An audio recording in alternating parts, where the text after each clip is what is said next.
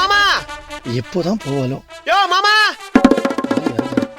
யோ காது கேக்குதா எதா இல்ல அத்தை வீட்ல இல்லையா மாமா மொட்டை மாடிக்குலாம் வந்துக்கற அதுவா உன் அத்தா வீட்டுக்குள்ள இருக்கனால தான் நான் மொட்டை மாடிக்கு வந்துட்டேன்.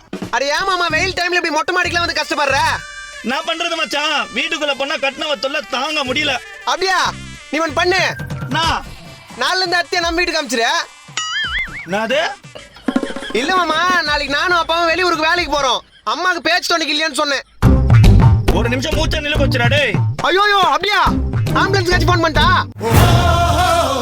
கொழுப்பு தாண்டா உனக்கு. ஆமா உச்சி வெயில்ல நீ என்ன பண்ற மாடியில? உச்சி வெயில்ல குச்சி ஐஸ் வேணும்னு அம்மா கிட்ட கேட்டேன்.